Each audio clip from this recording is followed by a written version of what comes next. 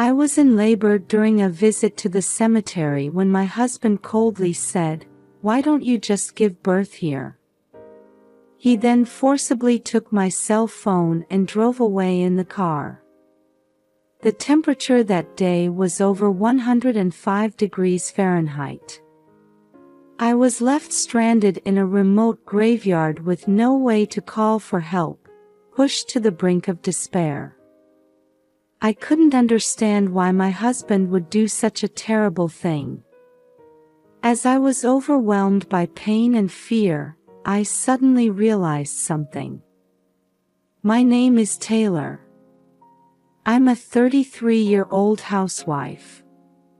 We're in our 3rd year of marriage, but early on, I had envisioned a hopeful future with my husband, Niall.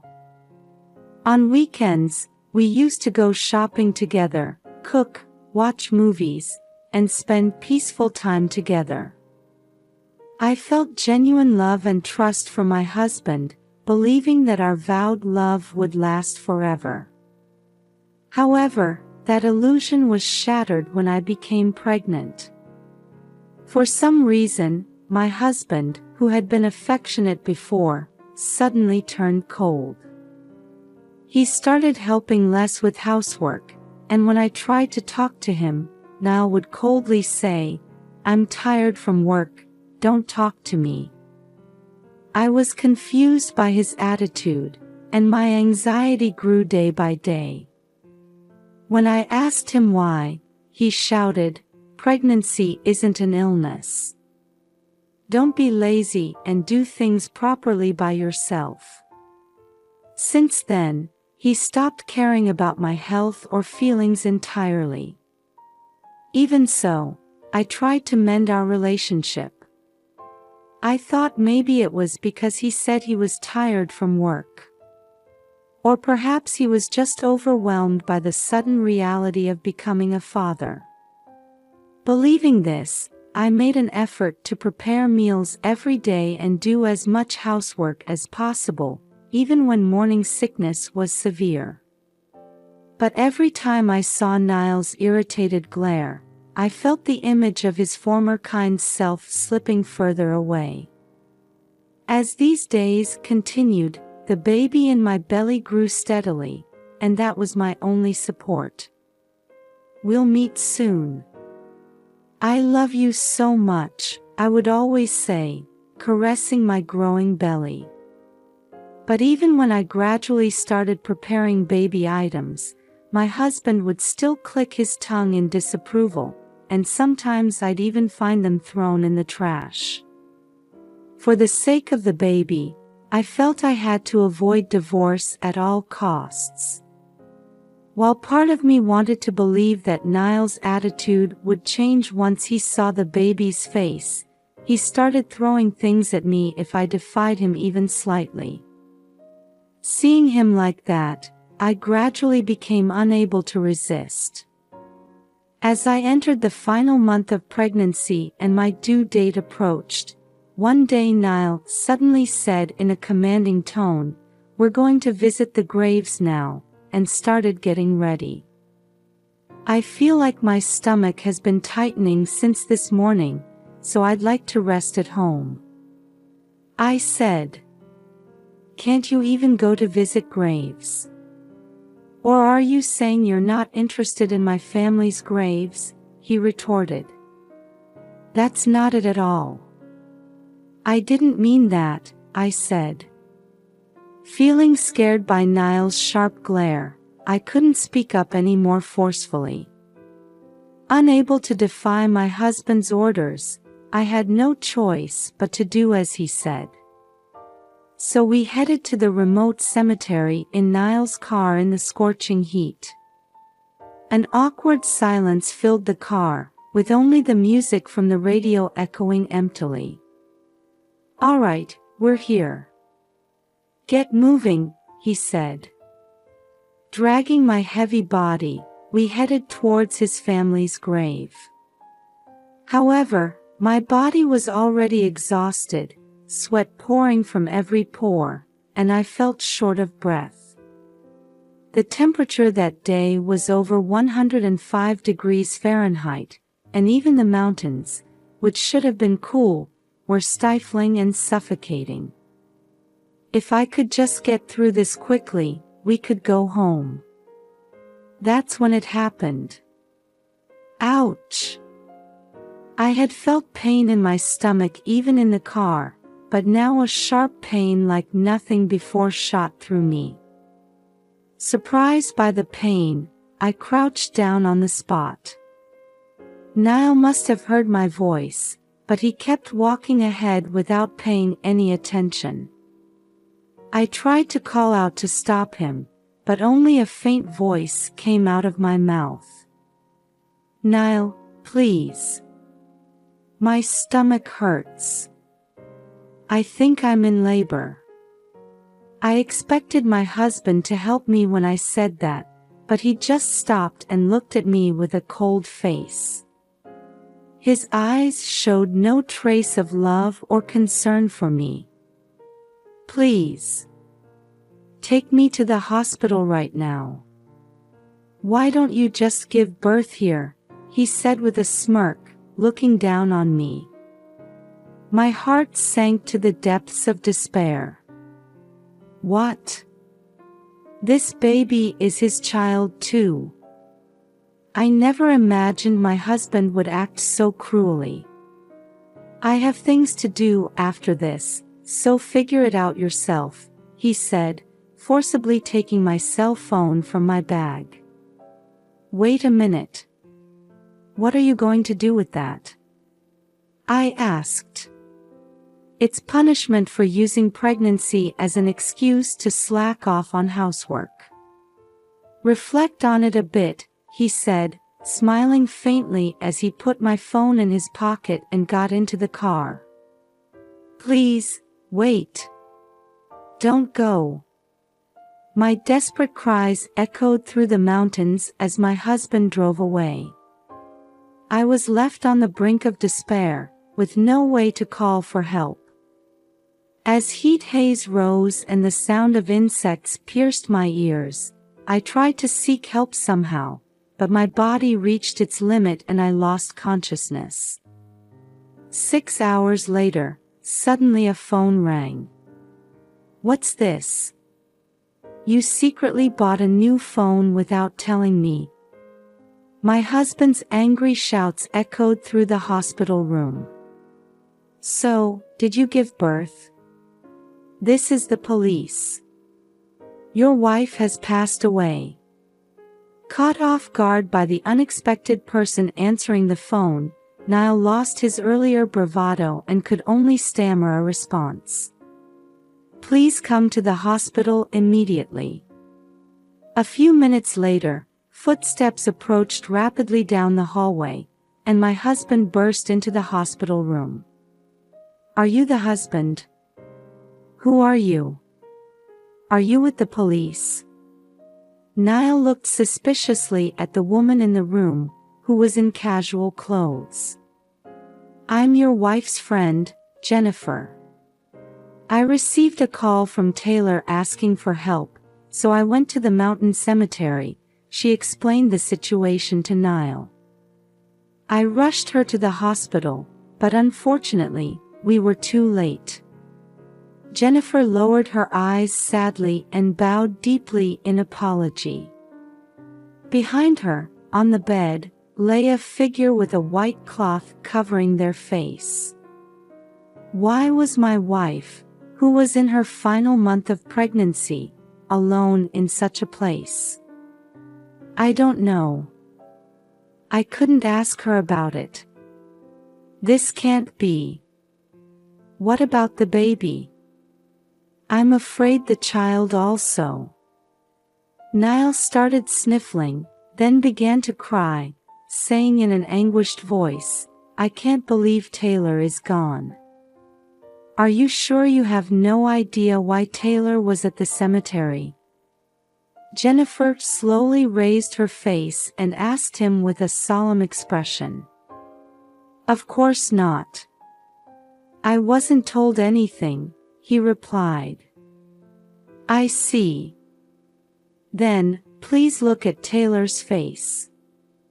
The moment she gently removed the white cloth from my face on the bed, I could tell my husband gasped. After staring with wide eyes, frozen like ice for a while, Niall finally managed to squeeze out a voice. No wonder, I was staring at him with my eyes wide open. You're alive. Yes, I am. Thanks to you, the baby was born safely and is doing well. Actually, before losing consciousness, I realized that the phone my husband had taken from me was an old one, so I had called my best friend Jennifer for help. Then I safely gave birth to a baby boy at the hospital. Just as I felt relieved to be saved, anger and sadness over my husband's actions were swirling violently in my chest. So I decided to cooperate with Jennifer. But the police answered the phone earlier. That was Jennifer. We set it all up to trap you after you abandoned me in the mountains. My husband's face twitched for a moment, but he quickly regained his composure. I didn't do anything like that. Taylor must just be confused, he said, turning to Jennifer with a smile. I would never do such a thing. I was worried about my wife in her final month and was looking for her. How can you lie so shamelessly? I said. Taylor, you've been through a lot. But I'm so glad you and the baby are safe, Niall said, now taking my hand and acting like a good husband. I shook his hand off with all my might. That's enough. More importantly, there's someone I want you to meet. At that moment, the hospital room door opened again, and a woman entered. Belle. Niall's expression froze instantly, his eyelids twitching with a mixture of surprise and fear. In contrast, the woman called Belle smiled at him with composure. I didn't come here to see you, she said. Huh? What do you mean? He asked. I came to see my sister and her friend Taylor. That statement changed the atmosphere in the room completely. You were cheating on me with Belle, weren't you? When I showed your photo to Jennifer, she said you looked like her sister's boyfriend, so I asked her to call her here. Jennifer, who had been living abroad until recently, didn't know Niall's face well. So when I showed her the photo again, we were surprised by this unexpected development. There's no such evidence. As Niall looked around nervously, trying to cover it up somehow, I thrust Jennifer's phone in front of him. Are you still going to deny it after seeing this photo? It was a lovey-dovey photo of Belle and Niall, and what's more, he wasn't wearing his wedding ring in it. I was shocked when I heard the story from my sister, Belle said. If I had known you were married, I would never have dated you. It's the worst to make me your affair partner, so I decided to cooperate with your wife. Belle, who was also a victim like me, clearly expressed her feelings with tears welling up in her eyes. I'm surprised. To think that the affair partner was my best friend's sister. No. It's not like that. Taylor, you're the only one I love, Niall said, panicking at my accusation. But Belle wasn't going to stay silent either. I'll never forgive you for deceiving me. Belle took out her phone and pressed play. What came out was my husband's voice saying, Belle, I love you. Let's get married. What the hell is this? Why did you record something like that? Niall clenched his fists and his lips trembled. Belle glared at him hatefully. As soon as I heard from my sister, I contacted you to confirm if it was true. Then she played the rest of the recorded audio. It was Niall, getting carried away, saying terrible things like, "My wife will be gone soon," and "I left my wife in the mountains." I plan to treat it as a missing person case. My husband turned pale and started shaking violently. Too bad your plan to kill me failed, I said. All of you are making a fool of me, he shouted, trying to forcibly take Belle's smartphone, but she smoothly dodged him. You always think you can just take things from others and everything will work out, don't you? She said. This is all nonsense. I've never met this woman before. It must all be made up. My husband yelled, losing his temper despite being in a hospital room. Hospital staff were peeking in from the hallway, but he was too excited to notice. So in your mind, it's all lies. The affair, the recording, abandoning me in the mountains. Shut up. You be quiet. Having his pride deeply wounded by being trapped by me, whom he had looked down on, he seemed to have lost his reason. Audio can be easily fabricated. There's no way that could be evidence. Do you think the dashcam footage isn't evidence either? The moment he heard my statement, Niall froze, his mouth hanging open as he took time to understand the meaning. The car. The dashcam should have recorded everything perfectly. Niall hurriedly turned towards the door, trying to run to the parking lot to hide the evidence, but Belle quickly tripped him, causing him to sprawl ungracefully on the floor. We've already extracted the data, I said. Realizing it was hopeless, my husband turned back to us. The recording earlier was a lie, I told to reassure Belle. I was really planning to go pick you up right away. Please, believe me. He prostrated himself, but there was no way I could believe him now. You didn't contact me for 6 hours. Why did you do this? Then, cornered, Niall started crying profusely. Because I wanted to be free. Having a child just costs money, right? And you started slacking off on housework. Like a small child throwing a tantrum, he kept making excuses while pounding the floor. I was just playing around a bit with Belle. I never seriously intended to marry her. If I got divorced, it would be gossiped about at work and affect my promotion, right?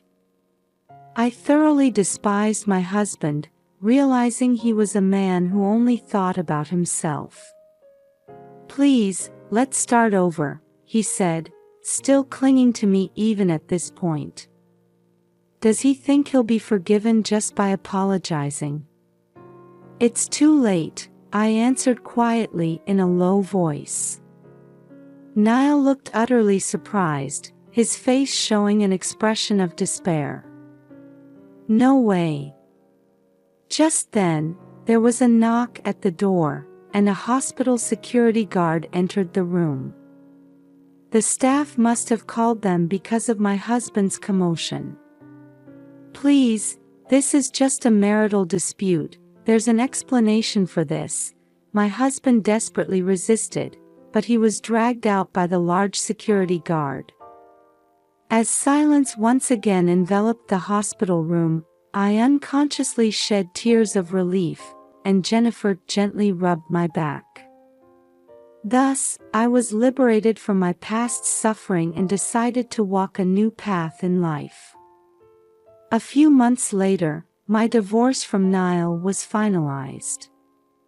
Thanks to the evidence, I was able to stand in an overwhelmingly advantageous position in court. Niall, who received a guilty verdict, is now atoning for his crimes while paying us $30,000 in compensation and child support. With the help of Jennifer and Belle, my son and I are gradually regaining our happy days. My son is growing up healthy, and smiles have returned to our lives.